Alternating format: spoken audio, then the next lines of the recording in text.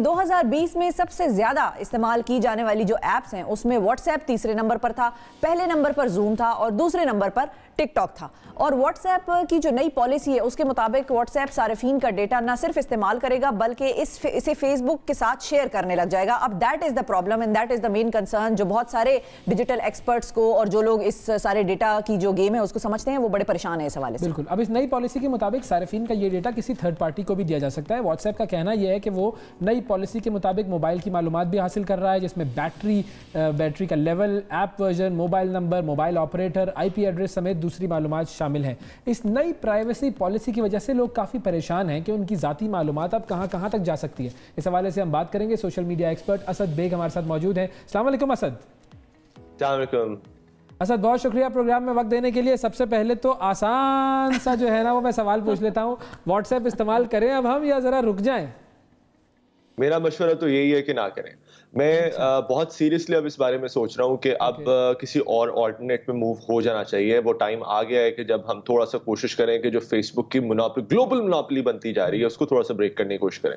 अच्छा, वजह मतलब वजह कौन सा ऐसा डेटा है जो ऑलरेडी हमारा फेसबुक के पास नहीं है जो कि अब व्हाट्सएप फेसबुक को दे देगा? ये बहुत अच्छा सवाल है। कुछ मैं काफी क्योंकि ट्विटर पे मैं देख रहा था लोग इस पे बात कर रहे थे तो काफी कुछ लोगों में ना कुछ इंडिफरेंस था कि यार सो व्हाट, हमारा पूरी दुनिया जो है ना फेसबुक इस्तेमाल करिए, हम भी कर लेंगे, सो व्हाट। तो देखिए ये बड़ा इंपॉर्टेंट है कि अब ना हम उस फेज से निकलें जहां पे हम वो थर्ड वर्ल्ड कंट्री के एक फेज में थे जहां पे हम सोचते थे कि दुनिया में जो होता है वो उसका हम पे असरअंदाज नहीं होता और हम पे जो होता है उस पर दुनिया पे असरअंदाज नहीं होता। अब it's a global village space, सही है। अब जो इंटरनेट पे जो भी होगा वो पूरी दुनिया पे असरअंदाज होगा। आपने देखा 2016 में इलेक्शंस में फेसबुक का जो रोल था वो पूरी दुनिया पे असरअंदाज हुआ। रशियन इन्फ्लुएंस का मामला था, पूरी दुनिया पे असरअंदाज हुआ। कैम्ब्रिज एनालिटिका का मामला था, पूरी दुनिया पे असरअंदाज हुआ। अब वो टाइम चला गया है, नंबर एक। नंबर दो, जो ज्यादा इंपॉर्टेंट बात है वो ये है, देखें कि जो सबसे बड़ा कंसर्न है, आपने जो अभी data by the way Meta data जो मेंशन किया उसमें IMEI नंबर भी है, आपकी प्रोफाइल की पिक्चर्स भी हैं जो कि डेटा उसमें शेयर किया जाएगा। सबसे बड़ा कंसर्न ये है कि ये मुझे लग रहा है कि एक थोड़ा ट्रेंड बनता जा रहा है फेसबुक का कि वो कंपनीज को खरीदते हैं और फिर उनकी जो ऑटोनॉमी है उसको चेंज कर देते हैं। व्हाट्सएप में 2014 में जब उन्होंने व्हाट्सएप को परचेज किया था तो व्हाट्सएप ने कहा था कि भाई अगर ये मतलब है फेसबुक के साथ पार्टनर करने का कि हम अपनी वैल्यूज चेंज करेंगे, तो ऐसा नहीं होने लगा। अब बिल्कुल उसका उलट जो है उन्होंने स्टैंड अपना ले लिया। So the point I am trying to make, तो कुछ नहीं है ना, इसका मतलब है अब तो जो पेरेंट फेसबुक उसी के हाथ में है सब कुछ। एग्जैक्टली, बिल्कुल सही कह रहे हैं आप। और फिर उसका मतलब ये है कि ये जो डेटा है फिर होगा क्या? अच्छा, फिर जो फेसबुक का अपना ट्रैक रिकॉर्ड है, आप खुद देखें कि वो किस कदर खराब है। मतलब कि छुपी बात तो नहीं रही कि अब जो फेसबुक को इस्तेमाल करते हुए 2016 के जो अमेरिकन इलेक्शंस थे उनको इन्फ्लुएंस करने की कोशिश की जा रही थी, प्रो ट्रम्प कंटेंट बनाया जा रहा था। ये कोई ढकी छुपी बात तो नहीं, इस पे तो इन्वेस्टिगेशंस हो चुकी हैं पूरी दुनिया में। So the point I am trying to make this is कि ये सारी चीज कहां जा रही है। फिर जो ज्यादा इंपॉर्टेंट कंसर्न है शिफा हमारा, वो ये है कि जो ग्लोबल मोनोपोली बन रही है, एक कंपनी की या दो कंपनीज की ग्लोबल मोनोपोली बन रही है, वो अब इंटरनेट के सिनोनिमस बनते जा रहे हैं इसी बारे में। तो ये बहुत खतरनाक मामला है। इस पे मुझे लगता है कि अब एक तो चीज ये है कि इन्होंने नई पॉलिसी बनाई है। मेरा सवाल वही है कि अगर तो मैं फेसबुक यूजर भी हूं और मैं व्हाट्सएप यूजर भी हूं। अब फेसबुक पे मैंने जो डीपीज लगाई हैं या जो स्टेटस हैं या जो वो मेरे मोबाइल से कनेक्टेड है, कुछ मेरी पेमेंट डिटेल्स होंगी, शायद मैंने फेसबुक का जो मार्केट प्लेस है वहां से शायद कुछ खरीदा होगा, वो सब तो ऑलरेडी उनके पास है। एड्रेसेस भी मेरे उनके पास हैं, फोन नंबर्स भी उनके पास हैं। अच्छा, वो डिटेल कनेक्टेड है फेसबुक मैसेंजर से और अब वो कनेक्टेड है व्हाट्सएप से। तो कौन सी ऐसी चीज है जो ऑलरेडी उनके पास है नहीं और जो इसको ज्यादा तशवीश का बायस बनाती है? क्या ये कि इनकी ग्लोबल मोनोपोली कायम हो रही है या ये कि शायद लोगों को समझ में नहीं आ रहा कि डेटा को किस तरह से अब वायलेट किया जा सकता है? दोनों चीजें हैं शिफा। देखिए, थोड़ा सा हमें यहाँ पे डिफरेंस करना पड़ेगा। जो फेसबुक है that's a social media platform, वो इन अ सेंस वो ओपन है, वो थोड़ा सा पब्लिक है। व्हाट्सएप जो सोशल मीडिया प्लेटफॉर्म नहीं है, व्हाट्सएप तो कम्युनिकेशन ऐप है। उसमें तो आप, मैं, हमारे दोस्त, घर वाले बातें करते हैं। वो ओपन पब्लिक के लिए तो नहीं है ऐसा बात। You see what I mean, number एक। नंबर दो ये है कि जो वो डेटा अब थर्ड पार्टी के साथ, तो अब तो वो अग्री करवा रहे हैं ना लोगों को, लाइक लिटरली ब्लैकमेल करके कि आप ये करें नहीं तो आपका एक्सेस बंद हो जाएगा। तो वो अब इस वजह से करवा रहे हैं क्योंकि उनको लीगल स्पेस चाहिए ये डेटा शेयर करने के लिए, जो कि अभी तक उनके पास नहीं थी। अगर लेट्स से वो हाइपोथेटिकली स्पीकिंग ढके छुपे कर भी रहे थे तो अब उनको वो करने की जरूरत नहीं पड़ेगी। तो माय क्वेश्चन इज कि व्हाई सडन। फिर दूसरी बात ये कि WhatsApp is literally one of the largest platforms in the world. 2.5 billion आप सोचें कि उस पर कंज्यूमर्स अभी हैं जो लोग उसको इस्तेमाल करते हैं, तकरीबन 2.5 बिलियन।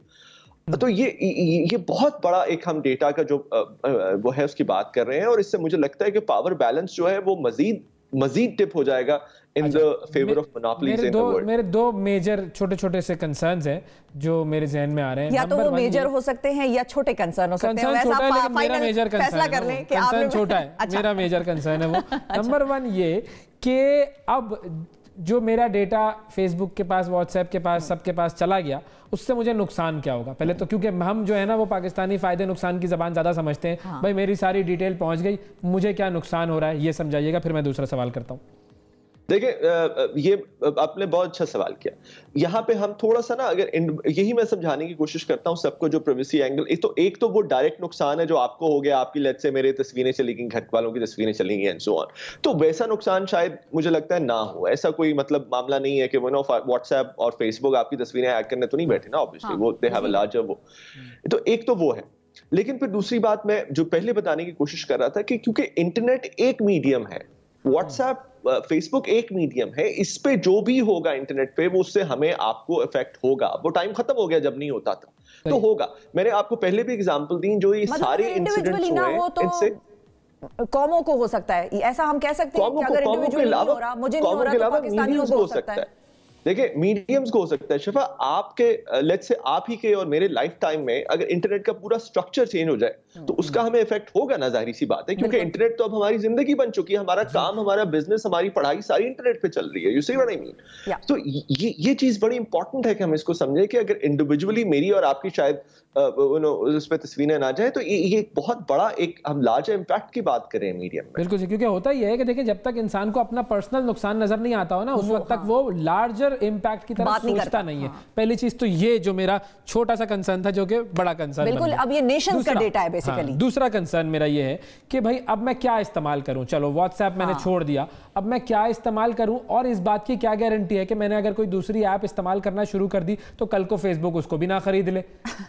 ये बहुत अच्छी आपने बात की, और मैं आई एम वेरी हैप्पी कि आप इस पे डिस्कशन कर रहे हैं। पहली तो बात जो ये है कि वो जो इंडिविजुअल आप नुकसान की बात करें, वही तो हमारा काम है, मीडिया का या हमारा काम है कि हम थोड़ा सा लोगों को बताएं कि सिर्फ इंडिविजुअल से थोड़ा सा निकल के आगे की बात सोचनी चाहिए। अच्छा, अब आगे के क्या इस्तेमाल करें? देखिए एक चीज होती है ओपन सोर्स। अच्छा, वो ओपन सोर्स ये होता है कि ओपन सोर्स ये होता है कि दुनिया भर में कम्युनिटीज होती हैं और वो जो कोड होता है वो ओपन होता है, किसी को भी चेक करने के लिए कि यहाँ से किसी को डेटा जा रहा है, कोई सिक्योरिटी का कंसर्न है, कोई बैकडोर है कि नहीं, एंड सो ऑन। क्योंकि जो व्हाट्सएप जैसे सिस्टम्स होते हैं उनको हम कहते हैं black box systems. Black box का मतलब ये है कि अंदर क्या हो रहा है, वो किससे डेटा शेयर कर रहे हैं, हमें नहीं पता। ओपन सोर्स ट्रांसपेरेंट सिस्टम्स होते हैं। सो पहले तो ये देखें कि ओपन सोर्स एप्स कौन सी हैं, वो इस्तेमाल करें। सिग्नल एक ऐप है, मेरे जहन में अभी आ रही है, सिग्नल आप बहुत आराम से इस्तेमाल कर सकते हैं, नंबर 1। नंबर 2, अब मेरे ख्याल ऐप है ना, इमो वगैरह भी है शायद। सिग्नल क्योंकि ओपन सोर्स है, सिग्नल क्योंकि ओपन सोर्स है तो वो इस्तेमाल कर सकते हैं। दूसरी बात यहाँ पे मेरे ख्याल से हाँ ऐसा ही है, बिल्कुल ऐसा ही है, और वो थोड़ा कम्युनिटी ड्रिवन ज्यादा होते हैं बिकॉज ओपन सोर्स है, तो कम्युनिटी को वो ज्यादा सर्व करते हैं बजाय इसके कि वो प्रॉफिट मेकिंग वाले चक्कर में जाए जिस तरह प्रॉफिटेबल इदारे होते हैं। ठीक है। दूसरी बात अब ये है कि मेरे ख्याल से वो स्पेस, अब वो टाइम आ गया है जहां पे नए डेवलपर्स मार्केट में आए, जहां पे नए लोग मार्केट में आए। जिस तरह पाकिस्तान में भी आई थिंक बात हो रही थी कि वो नई एप्स बन रही हैं, वो भी एक अच्छा मेरे ख्याल से वो है कि हम ये थोड़ा सा नए प्लेयर्स को मार्केट में लेके आए। अच्छा, एक और सवाल भी है यहाँ पर उसी से रिलेटेड है जो पॉइंट आपने उठाया। फवाद चौधरी साहब ने ये कहा कि मैं तो बड़े अरसे से कह रहा था और अब ये वक्त आ गया है, जब से ये व्हाट्सएप का हुआ ना अनाउंसमेंट, तो कि उन्होंने कहा ये वक्त आ गया है कि अब हम डेटा प्रोटेक्शन लॉज बनाएं पाकिस्तान में। तो वो किस तरफ बात जा रही है, उसको आप किस तरह से ले रहे हैं? देखिए डेटा प्रोटेक्शन लॉ पे तो काफी अरसे से काम हो रहा है, फ्रैंकली स्पीकिंग। वो तो पिछली गवर्नमेंट के मेरे ख्याल से मिड में से काम होना शुरू हुआ था, वो अब इस गवर्नमेंट ने भी उसको टेकअप किया। लेकिन मेरा एक छोटा सा कंसर्न है। देखिए जीडीपीआर जो है वो इस वजह से कामयाब है क्योंकि वो 27 मुल्क, जो 27 यूरोपियन स्टेट्स हैं, वो उसके पीछे अपनी बैकिंग करके पावर डाल के खड़ी हुई है। सही है। अब लेट्स से हमारा एक कानून होगा, वो जो एक मुल्क का होगा, मेरा ख्याल है कि शायद उससे ज्यादा हमें सोचना चाहिए। मैं बहुत अरसे से ये बात कर रहा हूँ कि हमें एक किसी ऐसे फ्रेमवर्क के बारे में सोचना चाहिए जहाँ पे हम कहें कि लेट्स से कोई एशियन GDPR टाइप चीज हो, जहाँ पे एक बंच ऑफ कंट्रीज जो है जो कि उसकी बैकिंग कर रहे हो, जिस तरह GDPR की बैकिंग यूरोपियन कंट्रीज कर रहे हैं, जिनकी इन्फ्लुएंस ज्यादा हो, जिनकी थोड़ा सा आप ये कह लें कि जो उनका वो है जो पावर है थोड़ी सी वो ज्यादा हो, पावर के इम्पैक्ट ज्यादा हो। तो मेरा ख्याल से कि उस लेवल पे सोचना चाहिए अब हमें थोड़ा सा। बिल्कुल ठीक है, बहुत शुक्रिया अदा करेंगे। असद बेग साहब हमारे साथ मौजूद थे। तो व्हाट्सएप जो है उनके हवाले से ये है कि जरा खतरा है भाई, असद बेग तो ये कह रहे हैं। और इंडिविजुअली अगर आपको खतरा ना भी पहुंचे तो कौमों को खतरा हो सकता है, क्योंकि पूरी कौम का डेटा जाहिर है एक जगह पर इकट्ठा हो रहा है। अब वो कौम का डेटा किस तरह से आगे इस्तेमाल किया जा सकता है और किस तरह से आगे थर्ड पार्टीज को दिया जा सकता है, ये आप बेहतर जान सकते हैं।